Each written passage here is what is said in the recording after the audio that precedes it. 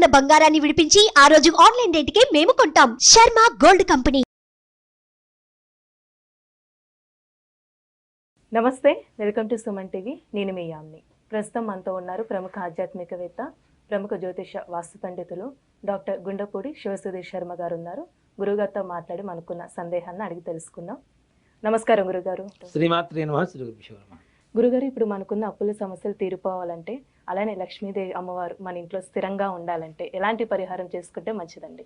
సర్వమంగళ మాంగళ్యే శివే సర్వార్థ సాధకే శరణ్యే త్రయంబకే దేవి నారాయణి నమోస్తుతే. ధనం మూల ఇదం జగత్. ప్రపంచం మొత్తం కూడాను డబ్బుతోనే తిరుగుతోంది. అంటే కొన్ని ధనంతో కూడా కొనలేము, ప్రేమ అనురాగాలు ధనంతో కొనలేము. కానీ రాబోయే ఇప్పుడు జరుగుతున్నటువంటి రోజుల్లో అవి కూడా వస్తున్నాయి. డబ్బు ఉంటేనే ఆకర్షణ, ప్రేమ, ఇష్టాలు కలిగేటువంటి రోజుల్లోకి వచ్చేసాం మనం తప్పనిసరిగా.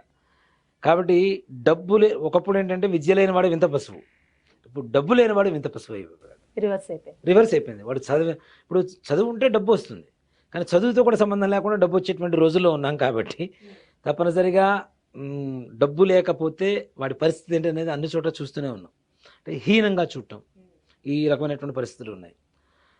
లక్ష్మీ అమ్మవారికి ప్రీతికరమైనటువంటి ద్రవ్యాలు కొన్ని ఉంటాయి అమ్మ. వాటిని మంగళ ద్రవ్యాలు అంటాం మనం. మంగళం అంటే ఏంటి? శుభం కలిగించేటువంటివి. అందులో వీటిలో లక్ష్మీదేవి నివాసం ఉండేటువంటి కొన్ని వస్తువులు ఉంటాయి. వీటిల్లో ముఖ్యంగా పచ్చకర్పూరం, ఇలాచి అంటే యాలుక్కాయలు, లవంగాలు, జాజికాయ, జాపత్రి, కస్తూరి, పన్నీరు, ఇవన్నీ కూడాను సుగంధ ద్రవ్యాలు. గంధం, పసుపు, కుంకుమ, ఇవన్నీ కూడాను మంగళ ద్రవ్యాలే.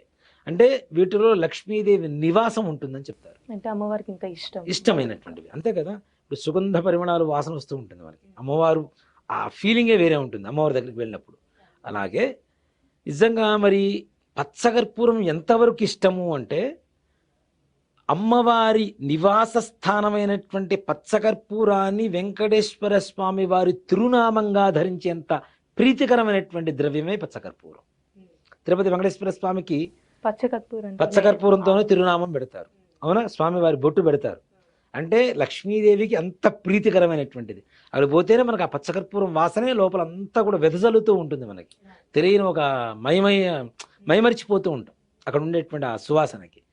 అంత ప్రీతికరమైనటువంటిది లక్ష్మీదేవికి పచ్చకర్పూరం. ఒక రెడ్ కలర్ క్లాత్ ఒకటి, లేదా పింక్ కలర్ క్లాత్ తీసుకోండి. చిన్నది, ఒక 1/2 మీటర్ కూడా అక్కర్లేదు, కొద్దిగా ఒక కర్చీఫ్ అంతా తీసుకొని ఒక శుక్రవారం రోజున ప్రొద్దున తలస్నానం చేసి తప్పనిసరిగా లక్ష్మీ అమ్మవారి ముందు కూర్చొని, ఇంట్లో దేవుడు పటం, లక్ష్మీ అమ్మవారి పటం ముందు కూర్చొని ఈ క్లాత్ శుభ్రంగా పరిచి 4 మూలల కొద్దిగా గంధం లేదా పసుపు, కుంకుమ తడి చేసి బొట్లు పెట్టండి. అలాగే మధ్యలో శ్రీకారం రాయండి. ఇది మనం ఒక చిన్న అగ్గిపుల్లకి పత్తి ఇట్లా మనం చుట్టేసుకుంటే దాంతో కూడా శ్రీకారం రాసుకోవచ్చు. చక్కగా గంధంతో రాసి దాని మీద చక్కగా కుంకుమ బొట్లు పెట్టండి. ఒక 5 చోట్ల బొట్లు పెట్టి ఒక 50 గ్రాములు లేదు ఒక 25 గ్రాములు పచ్చకర్పూరం తెచ్చుకోండి షాప్లోంచి. ఈ పచ్చకర్పూరం తీసుకుని వచ్చి ఈ మూటలో పెట్టి ఒక 10 లవంగాలు,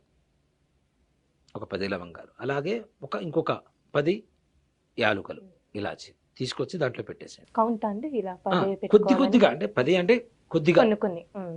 ఇక్కడ ఏమవుతుంది, పచ్చకర్పూరానికి ఎప్పుడైతే లవంగం, ఇలాచి తగులుతుందో వాటి రియాక్షన్ వేరే ఉంటుంది. అసలు ఇంకా సుగంధ పరిమళంగా తయారవుతూ ఉంటాయి.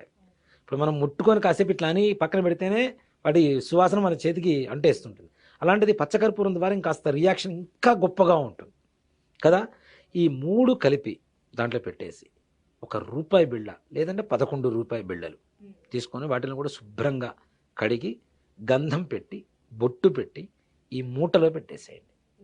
ఈ మూటలో పెట్టేసి ఈ క్లాత్లో పెట్టేసి మూట కట్టేసి శుభ్రంగా లక్ష్మీ అమ్మవారి ముందు పెట్టి ఆ ముడి మీద కూడా గంధం, కుంకుమ పెట్టి అమ్మవారి అష్టోత్తరం, లక్ష్మీదేవి అష్టోత్తరం పూజ చేయండి.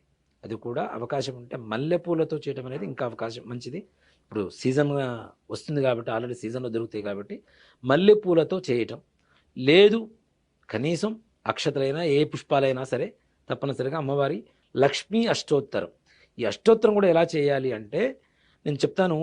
ఓం శ్రీం శ్రీయై నమః అనేటువంటిది లక్ష్మీదేవి అమ్మవారి నామం, బీజాక్షరాలు. 108 నామాలు ఉంటాయి. ఓం శ్రీం శ్రీయై నమః, ఓం ప్రకృత్యై నమః, ఓం శ్రీం శ్రీయై నమః, ఓం శ్రీం శ్రీయై నమః, వికృత్యై నమః, ఓం శ్రీం శ్రీయై నమః, ఓం శ్రీం శ్రీయై నమః, విద్యాయే నమః. అట్లాగా ప్రతి నామానికి ముందు వెనక జోడించుకుంటూ కుంకుమతో లేదా పుష్పాలతో ఆ మూట మీద లక్ష్మీ అష్టోత్తరం పూజ చేయండి. పూజ చేసి ధూపం దీపం నైవేద్యం అయిన తరువాత ఆ శుక్రవారం రోజంతా పూజ చేసుకొని ఇంట్లో బీరువాలో సాయంకాల సమయంలో బీరువాలో మనం డబ్బులు ఎక్కడ పెడతాం? లోపల మనం లాకర్లో పెడతాం. ఆ లాకర్లో తీసుకెళ్ళి మూట అక్కడ పెట్టేసేయండి. అవకాశం ఉంటే ప్రతి నిత్యం అగరబత్తి పొగ చూపించండి చాలు.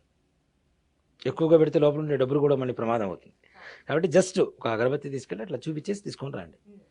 దీనివల్ల లక్ష్మీదేవి మీ ఇంట్లో తిష్ట వేసుకొని కూర్చొని ఉంటుంది. అఖండమైనటువంటి అష్టైశ్వర్యాభివృద్ధి కలుగుతుంది. సకల ధన జన వశీకరణ కలుగుతుంది. నిజంగా మనం ఇప్పుడు వెళ్ళేటప్పుడు ఏం చేస్తాం? డబ్బులు ఇంట్లో రాగానే బీరువాలో పెట్టేస్తాం. వెళ్ళేటప్పుడు లాకర్ ఓపెన్ చేసేసి దాంట్లోంచి ఎంత కావాలో అంత జేబులో పెట్టుకొని వెళ్తాం. వెళ్ళేటప్పుడు ఏవైతే ఈ డబ్బులు, ఈ వాసన ఇవన్నీ కూడా తగులుతున్నాయో దానికి రెట్టింపు శక్తినిచ్చి మనం 100 రూపాయలతో బయటికి వెళ్తే కనీసం 1000 రూపాయలతో బయట ఇంట్లోకి వస్తాం. అంటే మనం పెట్టేటువంటి పెట్టుబడికి, మనం చేసేటువంటి కష్టానికి రెట్టింపు ఫలితాన్ని ఇస్తూ లక్ష్మీదేవి మన ఇంట్లో తిష్ట వేసుకొని అఖండమైనటువంటి ఐశ్వర్యాన్ని మనకు కలుగు చేస్తుంది. ఇంకా అవి అలానే ఉంచాలంటే ఆ మూట అవి అట్లానే ఉంచాలి. అలానే ఉంచాలి. అవి కరిగిపోయేదే లేదు, అరిగిపోయేదే లేదు. కాబట్టి అలానే ఉంచండి. లేదు బాగా ఆ పచ్చకర్పూరం లిక్విడ్ అవుతుంటుంది వేడి తగులుతున్నప్పుడు ఒక్కోసారి. అలాంటప్పుడు మరలా తీసుకొని మరలా ఇంకోసారి పూజ చేసుకొని మరలా అక్కడ లోపల పెట్టుకోవడం. మరలా శుక్రవారం అది తీయడం మాత్రం శుక్రవారం తీయకూడదు. శుక్రవారం, మంగళవారం, గురువారం ఈ 3 రోజులు అది తీసి బయట వేయడం మాత్రం జరగకూడదు. తీసేసింది ఎక్కడ వేయాలి? నీళ్ళల్లో కలపండి, లేదా చెట్టు మొదట్లో ఎక్కడన్నా వేయండి. శుక్ర, గురు, మంగళవారాల్లో మాత్రం ఆ లోపల పెట్టినటువంటి ఆ మూటను మాత్రం తీసి బయట మాత్రం పెట్టకండి. లక్ష్మీదేవిని ఈ రోజులో మనం కదిలించాం కదా. గురువారాన్ని లక్ష్మీవారం అంటాం, మంగళవారం మంగళం, అట్లానే శుక్రవారం లక్ష్మీవారం. కాబట్టి తప్పనిసరిగా ఈ 3 రోజులు కాకుండా మిగిలిన రోజులు తీసేసి బయట పెట్టేసుకోవచ్చు. చాలా చక్కగా తెలియజేశారండి. ధన్యవాదాలు. శ్రీమాత్రే నమః. శ్రీ గురుభ్యో నమః.